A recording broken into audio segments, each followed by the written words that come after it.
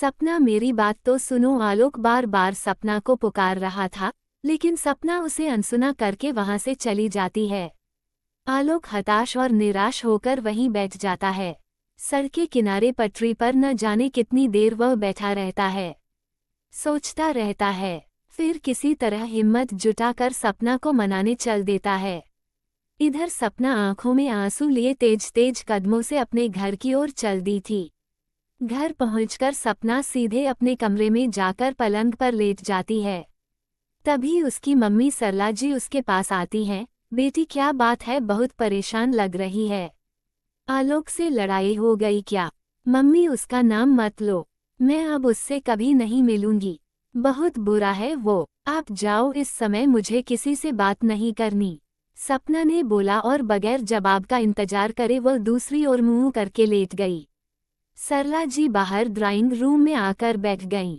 सपना की परेशानी ने उन्हें भी परेशान कर दिया था। आखिर ऐसी क्या बात थी जो सपना इतनी परेशान है? यही सोचकर सरला भी इधर उधर टहलने लगती हैं। तभी डोर बेल बजती है।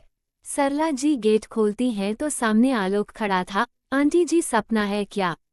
सरला जी ने उसे ड्राइंग रूम में बिठाया और पूछा, बेटा क्या बात हो गई, वो बहुत परेशान है। कुछ नहीं आंटी, बस ऐसे ही गुस्सा हो गई, क्या मैं उससे मिल सकता हूँ?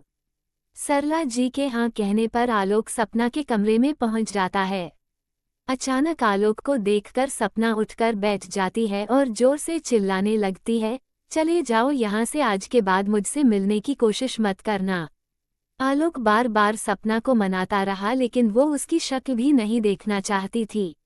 आलोक ने जाते हुए बस इतना ही कहा, सपना आज तुम बहुत गुस्से में हो, लेकिन मेरी बात पर गौर करना, मैंने कुछ गलत नहीं कहा और हाँ, मैं आज के बाद तुमसे कभी नहीं मिलूंगा।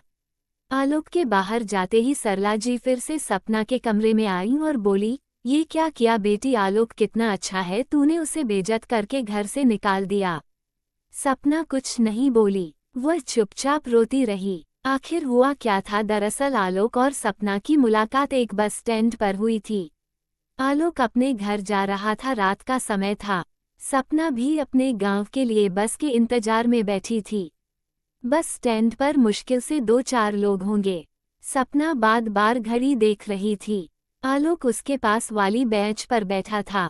सपना अपनी जगह से उठी और आलोक के पास जाकर बोली, आपको पता है दिल्ली जाने वाली बस कितनी देर में आएगी? आपको दिल्ली जाना है? आलोक ने पूछा तो सपना बोली, हाँ, वहाँ से आगे गांव में जाना है। आलोक ने कहा, मेरी बात मानिए तो वापस चली जाइए, यहाँ बस का कुछ पता नहीं कब आएगी, रात ज्यादा हो रही है। अगर बस आ भी गई तो रात को 2 बजे आपको दिल्ली उतारेगी। रात में गांव कैसे जाएंगी? सुबह की बस पकड़ लेना। सपना डर गई, मेरा कोई और ठिकाना नहीं है, क्या मैं यहाँ रुक सकती हूँ? आलोक ये सुनकर बोला, नहीं, यहाँ सेफ नहीं है, आप इस शहर में किसी को नहीं जानती। सपना ने डरते हुए कहा, मैं यहाँ किसी के बुलाने पर नौकरी के लिए आई थी। उसने मुझसे सारे पैसे ले लिए और नौकरी भी नहीं लगवाए, अब वापस जा रही हूँ। आलोक बोला, वैसे तो मैं आपको नहीं जानता, पर अगर ऐसा है तो आप मेरे घर चलिए, सुबह तक रुकिएगा और सुबह बस पकड़ लेना। घबराइए मत, यहीं पास में मेरा घर है, घर में मेरी मम्मी है, आप सुरक्षित रहेंगी। सपना के पास कोई साधन नहीं था, वह आलोक के घर चली गई। अगले दिन जब वह जाने लगी तो आलोक ने उससे उसकी पढ़ाई के बारे में पूछा और उसे अपने ऑफिस में नौकरी की बात करने के लिए कहा। एक दिन और सपना ने रुकने का फैसला किया। शाम को अमित आया तो उसने बताया कि उसकी कंपनी में नौकरी मिल जाएगी। सपना बहुत खुश हुई। अगले दिन से वो ऑफिस जाने लगी। बाद में उसने किराए पर एक फ्लैट ले लिया और गांव से अपनी मां को भी बुला लिया। धीरे धीरे आलोक और सपना एक दूसरे को पसंद करने लगे। सपना का प्रमोशन हो गया, उसकी सैलरी भी अब बढ़ गई थी। सपना एक अच्छे अपार्टमेंट में शिफ्ट हो गई। मॉडर्न सोसाइटी में उठना बैठना, पार्टी करना उसका रोज का काम हो गया। इधर आलोक ने वो कंपनी छोड़ दी, वह दूसरे शहर में नौकरी करने लगा। धीरे धीरे आलोक और सपना में दूरी बढ़ने लगी। आलोक के दोस्त उसे बताते कि सपना किसी और लड़के के साथ घूमती है, लेकिन आलोक इसकी परवाह नहीं करता। धीरे धीरे आलोक का भ्रम टूटने लगा। सपना उसका फोन नहीं उठाती थी, मैसेज का जवाब नहीं देती थी। एक दिन आलोक अपनी माँ से मिलने आया तो उसने सपना को बाहर मिलने के लिए बुलाया। आलोक ने सपना के सामने शादी का प्रस्ताव रखा और दूसरे शहर में उसके साथ चलने के लिए कहा। सपना ने साफ मना कर दिया। आलोक ने कहा, मैंने तुम्हारे लिए नौकरी का भी इंतजाम कर लिया है।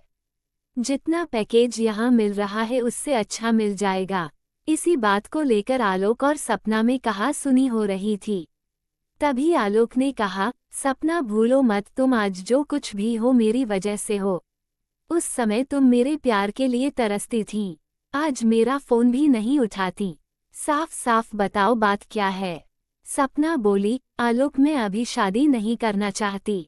जीवन में शादी सब कुछ नहीं होती। यहाँ आज़ादी से जीना ये सब छोड़कर मैं तुम्हारे साथ नहीं आ सकती। ये सुनकर आलोक को गुस्सा आ गया और उसने कहा, बात यह है कि तुम किसी और से प्यार करने लगी हो। मैं अब तुम्हें पसंद नहीं हूँ। मेरे दोस्तों ने सब बता दिया है। सपना को बहुत गुस्सा आया और वो आलोक को उल्टा सीधा सुनाकर अपने घर आ गई। आलोक सपना से बेइज्जत होकर अगले ही दिन अपनी माँ को लेकर वापस लौट गया।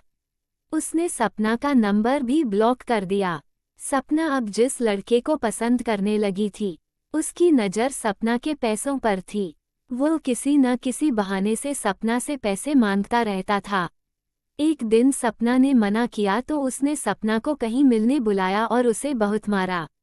साथ उसके साथ जबरदस्ती करने की कोशिश की। सपना किसी तरह जान बचाकर अपने घर पहुंची। उस दिन उसे समझ आया कि उसने आलोक के प्यार को खोकर कितनी बड़ी गलती कर दी। वो तैयार होकर आलोक से मिलने के लिए चल दी। जब वह आलोक के घर पहुंची तो पता चला सपना के घर से आते समय आलोक कार ड्राइव कर रहा था। वो गुस्से और नफरत में ख्यालों में खोया था।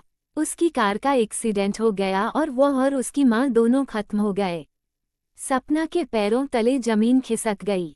जिस आलोक ने उसे सहारा दिया, वो उसी की मौत का कारण बन गई। सपना रोते हुए घर वापस आ गई। उसने अपनी मम्मी से कहा, मम्मी गांव वापस चलो, अब मैं न यहाँ नौकरी कर पाऊंगी न शादी। दोनों गांव के लिए रवाना हो गए। तो दोस्तों ये थी हमारी आज की कहानी। पसंद आई हो तो प्लीज़ लाइक और सब्सक्राइब करें। धन्यवाद। जय हिंद, जय भारत।